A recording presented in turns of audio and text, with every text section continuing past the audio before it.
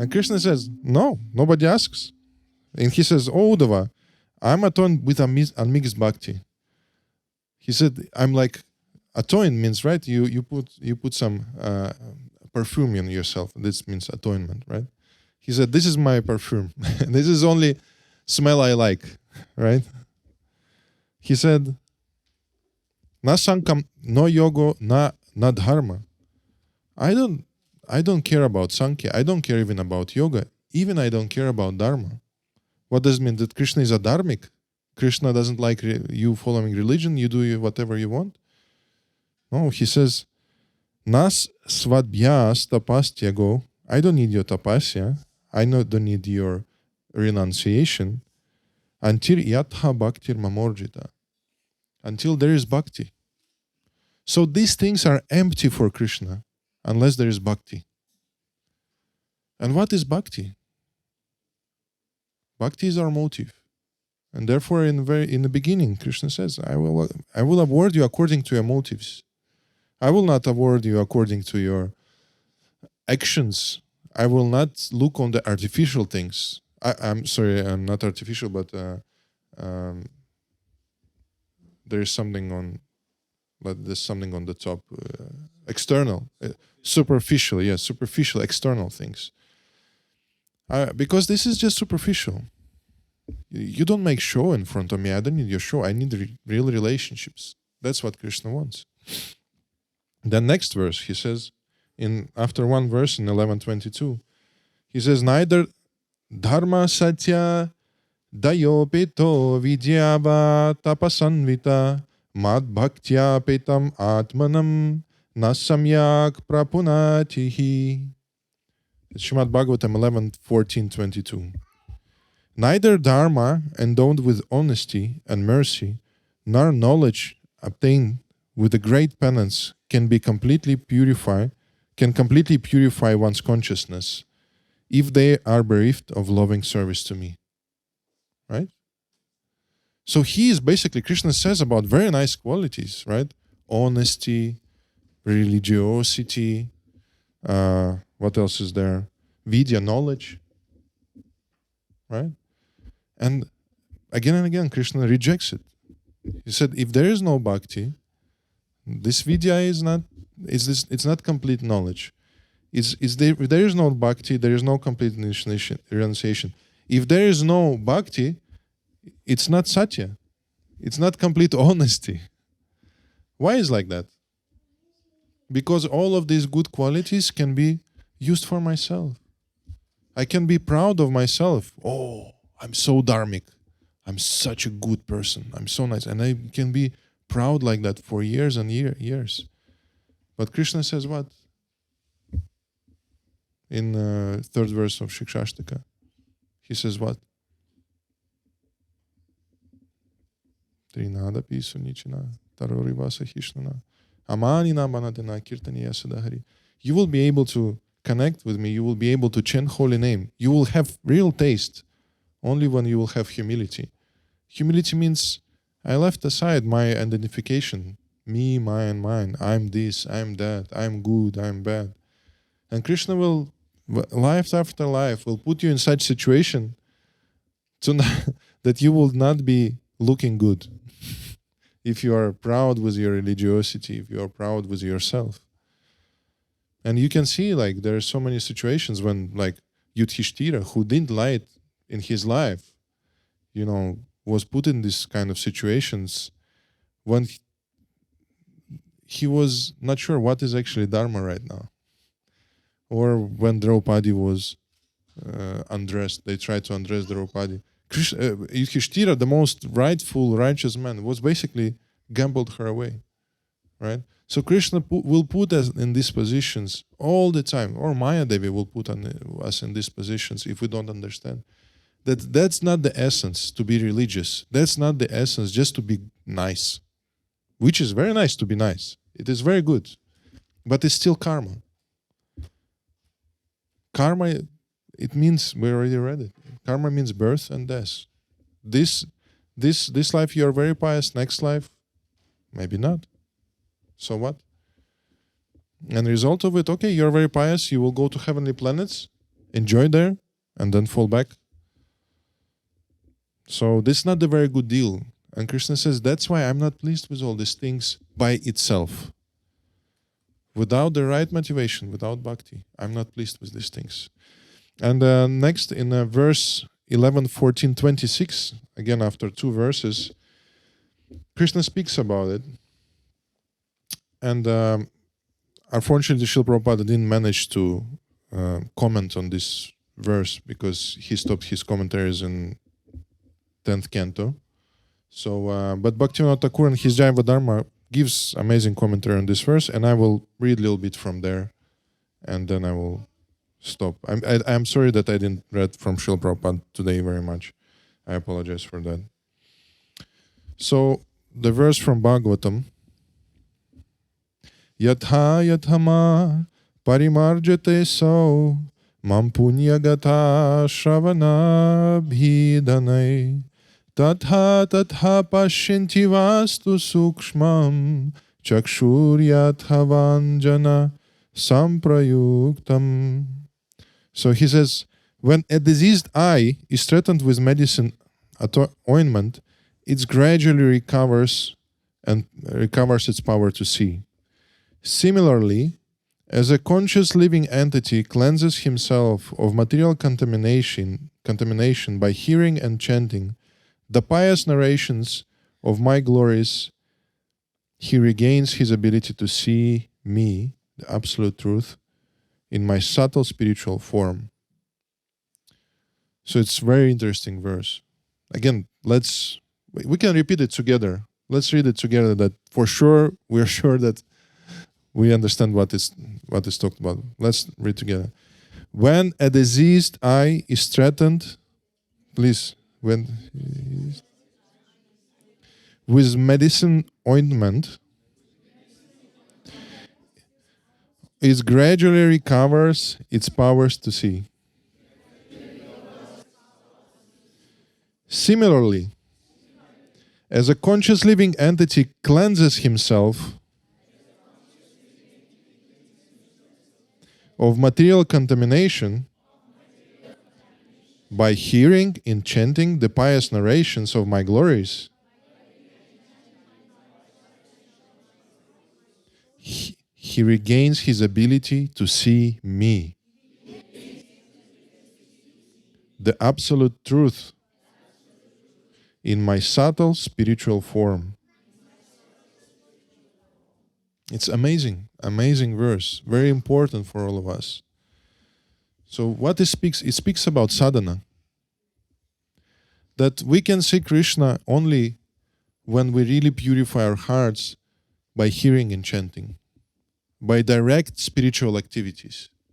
So that's what sadhana is. The process of sadhana is a process of regaining our spiritual vision. Now we have this cataract in our eyes. It's impossible to see. But every time we take the beads in our hands, we regain our ability for the spiritual vision, for the spiritual taste. So Bhaktivinoda Thakur writes, Jivatma is covered by material energy in form of material mind and senses. Therefore, he is unable to understand properly his actual spiritual nature and thus serve Paramatma feature of the Supreme Lord. So, very simple thought. We are covered with mind and senses. And our mind and senses are very, very, very limited, right? How much we can see. We cannot see through the walls. Right? How far we can see, right? How our senses, it's always bewildered. Our senses is not perfect instrument at all, right? So we are very covered, we are very limited by it. And therefore, the Lord in our heart, to see the Lord in our heart, there should be some subtle vision. And Krishna, you can put another verse. Krishna says in Bhagavad Gita, Nasti budhira yuktasya, nacha yuktasya bhavana, nacha vaya tak shantir, ashantasya kutak sukham. He says, those who are ayukta, right? Yukta is the one who is engaged in sadhana, in performing spiritual activities, the one who is engaged in bhakti. Bhakti is not just floating in the cloud. Bhakti is engagement. That's what Krishna says. So he says those who are ayuktas, who are not engaged, they cannot have buddhi. They cannot be intelligent. And intelligence is very much needed to define, right? What is good, what is bad. I think all of us, we have some addictions, right? I think all of us, we have some small addictions. Some have big, some small. Some have sugar cravings, some have pastry, right? Or something like that. And you all know, senses are very hard to control. You try to, keep away from pastry, it's bad for me. And then you feel the smell from bakery and you are like bewildered. That's it. You're bewildered. Your senses are dragging you away, right? So now you're not in control. Your senses in control. So Krishna says, if you don't engage yourself in bhakti, there is no buddhi. There is no intelligence. Because intelligence means I'm in control of my senses. I understand this is good for me. I will do that. I will do what is good for me. But when there is no engagement, there is no buddhi. Then senses will take over because they are stronger. They're much stronger. Then he says, and then nachayuktasya bhavana. He says, no steady mind, and then without there is no possibility of basically bhavana means experience, right? Bhavana means the ability to experience this world, right? When we are depressed, we don't have opportunity to experience the world. I remember at some point I was so tired. I'm sorry, this may be a very personal experience, but there was a point in my life when I was so tired, and then I went for vacation, and I was surrounded by ocean, by beautiful forest, and I found myself I cannot experience it, and I even started to cry because Krishna gives you so much beauty, so much everything. But I cannot experience because that's it. I'm drained out. This is a depressive state. So that's how we are. And you see, Krishna says, if you're not engaged properly, senses will drag you all around. Will drag you all around the place until you're drained out, that you cannot experience this world. So, nacha bhava yata shanti. And they said, when you are in this condition, there is no shanti, there is no peace anymore. And if there is no peace, there will be no happiness. So if you want to be happy, you need to be engaged in bhakti. Actively engaged, not just by your sense, but even your prayer should be alive. Your sadhana should be alive. It should be engagement. Nothing automatical in relationships. And bhakti is relationships with Krishna, right? Even you can put next verse. Even who's the author of Yoga Sutras? Patanjali Muni. He says the same thing. He says, the one who's not turned away from bad conducts, whose senses are not subdued, whose mind is not concentrated, and whose mind is not, and this mind will not be in peace, they cannot attain the self, God, even by the knowledge. So no knowledge will help you if you're not engaging your mind, senses, if you don't have proper buddhi. So then Bhaktivinoda Thakur continues, nevertheless, through the sadhana bhakti, the elevating devotional process of hearing and chanting, so he's defining sadhana means hearing and chanting, direct sadhana.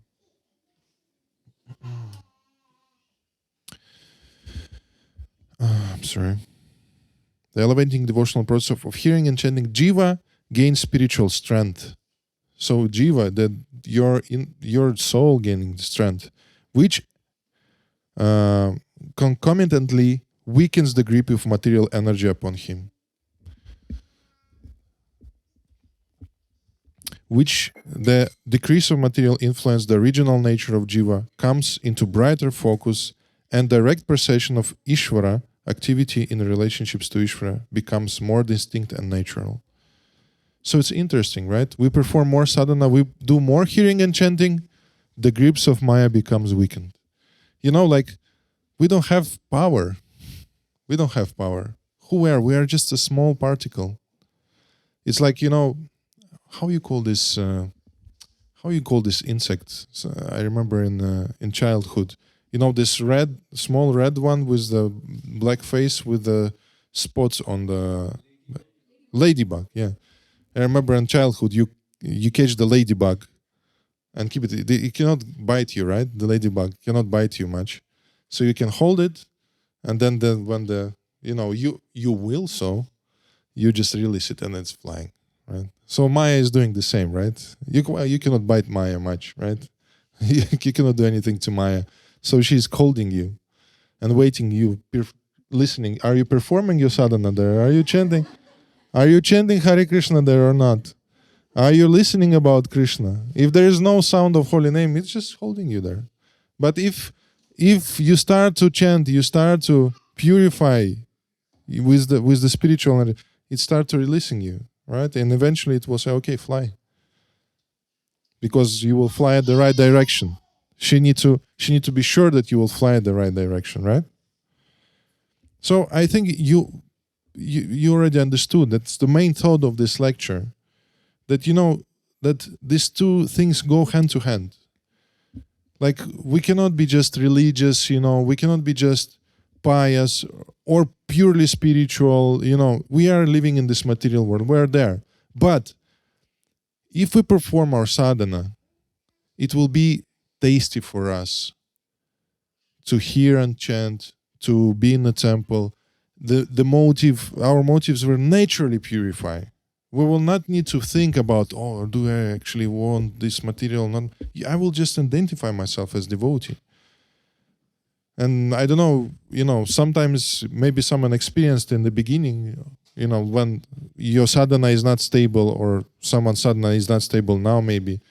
I think you had experienced that you know, you don't chant, you don't perform your sadhana, and then you listen about Krishna, you come to temple, it just seems a little theoretical. It just doesn't mean much to you. But as soon as you start to chant more, 1 round, 2 round, 3, 4, 5, 10, and then you listen about Krishna and it really hits you. It starts to become like relevant. Oh, it's so interesting, so nice. You start to have taste. So that's what happens. Sadhana gives you taste. Just reading, just listening without sadhana, it will be nice, but it will not give you experience. The real experience you get by these two, right? So sadhana give you taste and strength. These two things. That's what Bhaktivinoda Thakur says here. One more time, I will read this.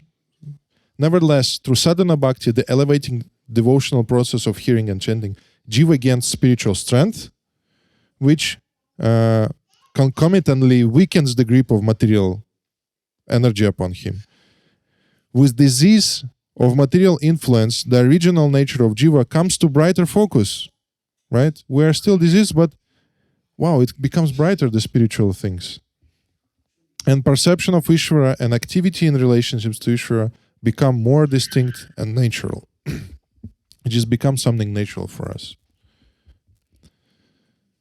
So he's writing here, please don't speak, I beg you, please don't speak.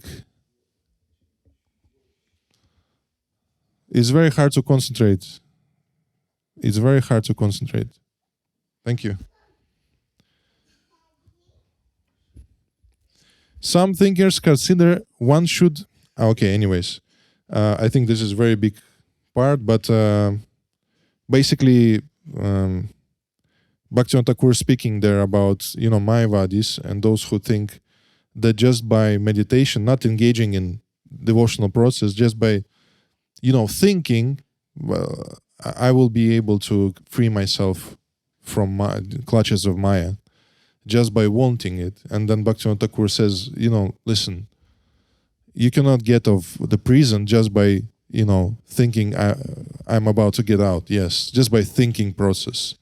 To get out of the prison, you need to do something to get out, right?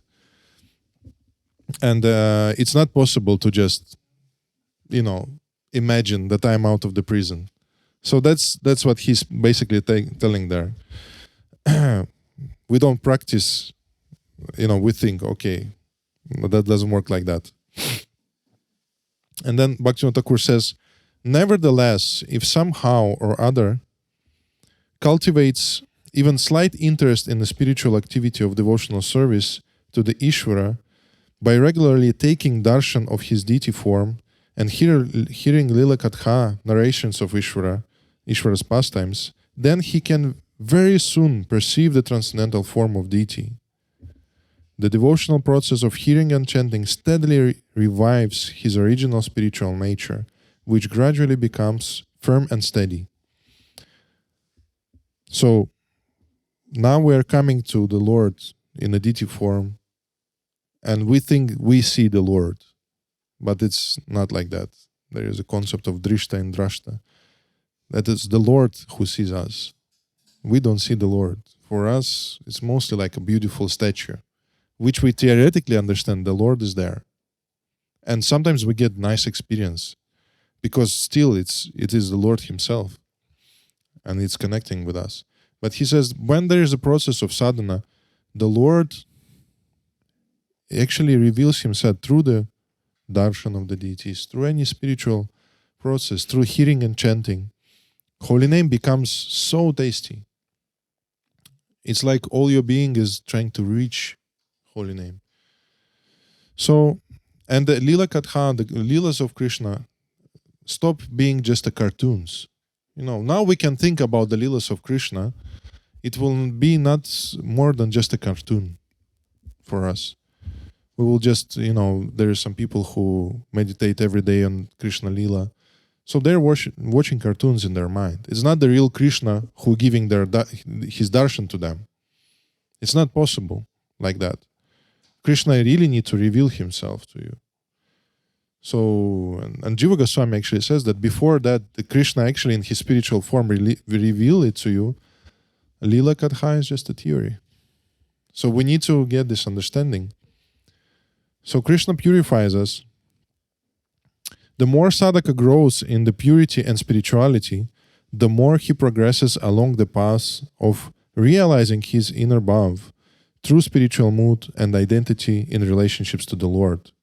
Consequently, the soul recourse upon the absolute novice and neophyte in spiritual life is to serve the deity with the faith and hear the chant the deity's transcendental glories and pastimes. This prime reason for our Mahajanas have established the process of devotional service to deity. So we serve the deities, and by that we're regulating ourselves. And we hear the glories of the deities to whom we serve and chant their glories.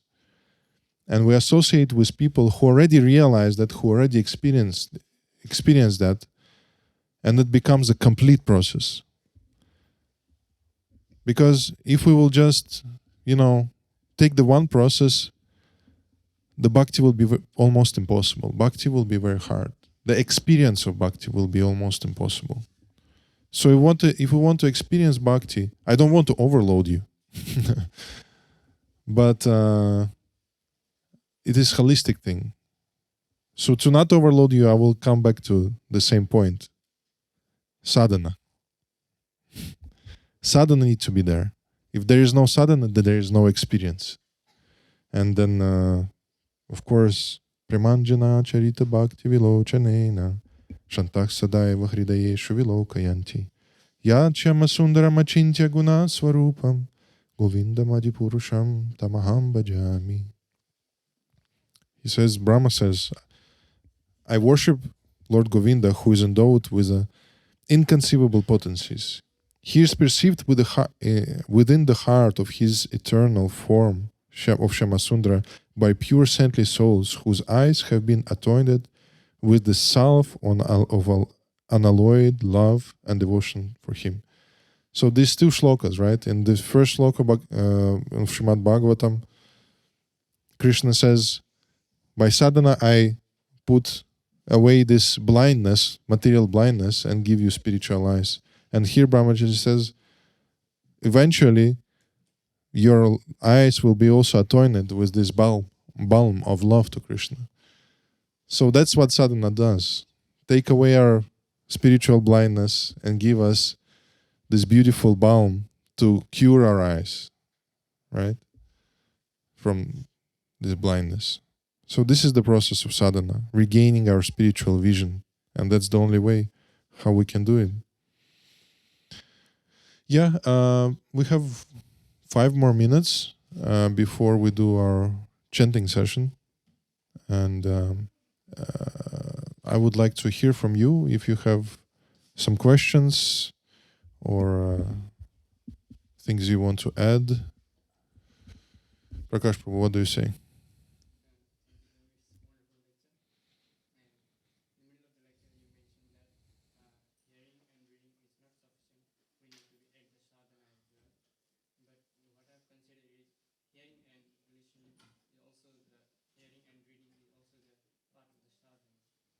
Yeah.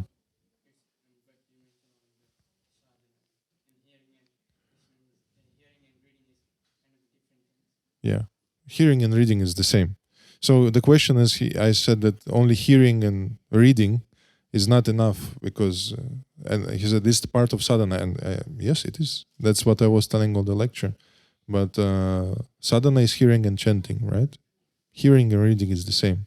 So if you come occasionally to temple and come for lecture, which also not so many, right? We in the beginning of lecture we had like 20 people here. So it's very rare that people are interested at all. Usually people are just like, they come and they enjoy a little arati, they maybe give some donation at the best and they go back home. So will it be enough to progress spiritually? No, because it's just a party, you know. It's just not relevant. Some experience are there, but it's not relevant as much as when you start to, because heart is not purifies, because the motive stays there.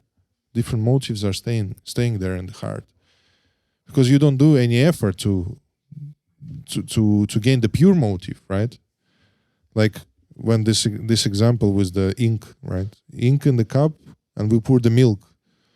So it's just when we come just once a week for arati and we don't do any sadhana at home, it's just to putting a little bit milk and mix it with ink, right? We need to put so much milk that ink would come out of the glass, of the cup. And this is hearing and chanting, not only for performance in the temple, but at home when nobody sees.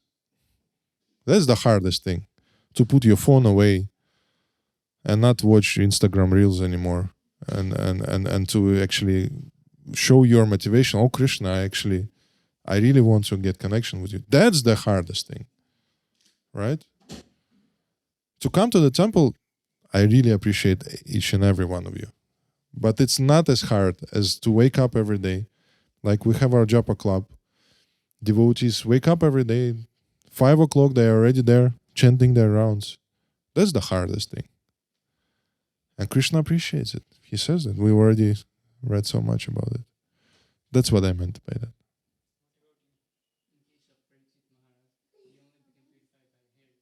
Yes.